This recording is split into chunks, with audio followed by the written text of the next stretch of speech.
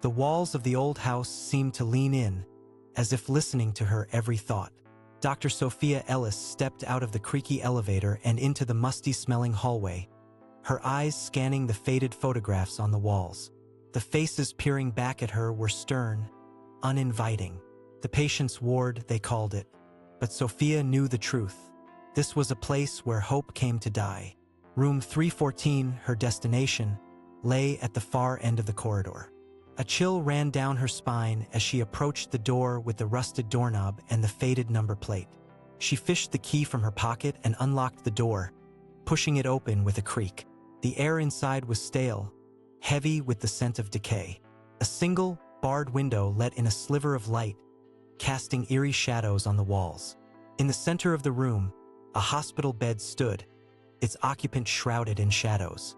Sophia's eyes adjusted slowly to the gloom, and she stepped closer to the bed, her heart pounding in her chest.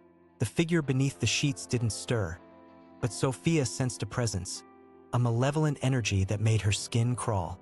She pulled back the covers, revealing the face of a man in his mid-40s, his eyes sunken, his skin sallow. A nameplate on the bed frame read, "John Smith," but Sophia knew that was a lie. This was no John Smith. This was something else entirely. Sophia's gaze lingered on the patient's face, searching for some spark of recognition, some hint of humanity. But there was nothing, just a void, a chasm of emptiness where a soul should be. She felt a shiver run down her spine as she reached for the chart at the foot of the bed. The notes were sparse, cryptic. Patient exhibits abnormal behavioral patterns, aggressive outbursts, unresponsive to stimuli. The diagnosis was a laundry list of contradictions: schizophrenia, paranoid delusions, dissociative amnesia. Sophia's eyes narrowed as she read on, her mind racing with the implications. This was no ordinary patient. She glanced around the room, taking in the security cameras, the reinforced door, the steel mesh that covered the window. This was a containment cell designed to hold something unnatural. Sophia's heart began to race as she realized the truth. She had stumbled into something much bigger, much darker than she had ever imagined. Suddenly, the patient's eyes flickered open, their irises like two black holes sucking in the light around them. Sophia jerked back, her heart skipping a beat. The patient's gaze locked onto hers, and for an instant, Sophia felt like she was staring into the abyss itself. The air in the room seemed to vibrate with tension as the patient's eyes bore into Sophia's. She felt like she was drowning in their depths, suffocating under the weight of their gaze. A cold sweat trickled down her spine as she tried to tear her eyes away, but she was transfixed. Then, in an instant, the connection was broken. The patient's eyes glazed over, and their gaze drifted back into the void. Sophia exhaled slowly, trying to shake off the feeling of unease that lingered. She pulled out her notebook and began to scribble some notes, trying to distract herself from the unsettling encounter. As she wrote, she couldn't shake the feeling that she was being watched. She glanced up to find the patient's eyes fixed on her once more, their gaze piercing through the dim light. Sophia's pen faltered, her hand trembling as she tried to maintain her composure. The patient's mouth began to move, lips forming words that were barely audible. Sophia leaned in, her ear inches from the patient's mouth, as a faint whisper caressed her ear. "They're coming for you, doctor." Sophia's heart skipped a beat as she pulled back, her mind racing with the implications. "Who's coming for me?" she asked, trying to keep her voice steady.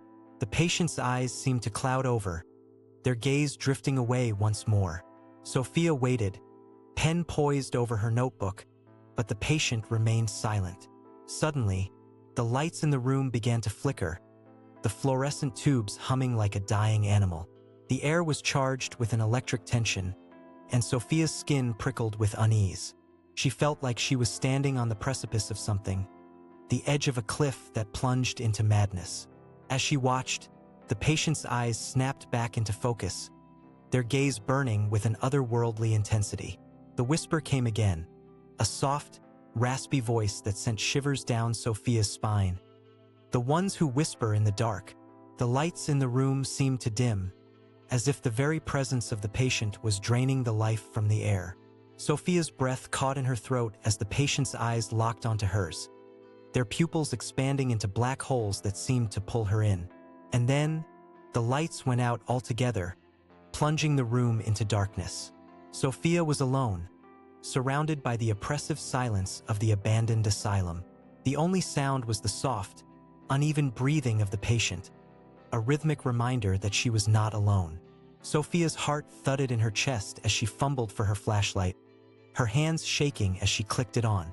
The weak beam of light cast eerie shadows on the walls, making her feel like she was trapped in a nightmare. As she turned to face the patient, she saw that their eyes were still fixed on hers, even in the darkness. The gaze was unblinking, mesmerizing, and Sophia felt like she was being pulled into their void-like pupils. She tried to look away, but her eyes were glued to the patient's, trapped in a macabre dance of terror. The patient's chest rose and fell with slow, deliberate breaths, the only sound in the darkness. Sophia's flashlight beam danced across the walls, casting an eerie glow over the room. She felt like she was trapped in a waking dream, with no escape from the patient's unblinking gaze. Suddenly, the darkness seemed to coalesce into a presence around her, thickening the air until it was hard to breathe. Sophia's skin crawled as she felt fingers brush against hers, cold and clammy. She jerked her hand back, but there was no one there. The patient's eyes never wavered, their gaze still fixed on Sophia's. And then, in a voice that was barely audible, they whispered, "You shouldn't be here, doctor." Sophia's heart was racing, her mind reeling with fear. She knew she had to get out, to escape the suffocating darkness that seemed to be closing in around her. But as she turned to flee, she realized that the door was no longer there. The walls had shifted, trapping her in the darkness with the patient's unblinking gaze. Panic set in as Sophia frantically felt her way around the room, searching for a door that seemed to have vanished. The darkness was suffocating, making it hard to breathe. The patient's eyes remained fixed on hers, a constant reminder that she was trapped. Sophia's hand brushed against the cold wall, her fingers tracing the outline of a door that was no longer there. Her heart raced as she realized she was completely at the mercy of the patient. The darkness seemed to be closing in, the air growing thicker and heavier with every passing moment. Suddenly, the patient's eyes flickered, and the darkness seemed to pulse with an otherworldly energy.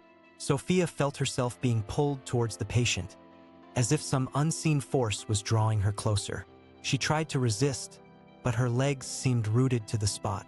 The patient's mouth opened, and a low, rasping voice spoke, the words crawling under Sophia's skin like insects. "You should not have come here, doctor. Now you're mine."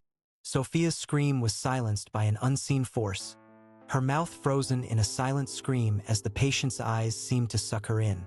The darkness coalesced into a presence around her, a living, breathing entity that wrapped itself around her like a shroud. And then, everything went black.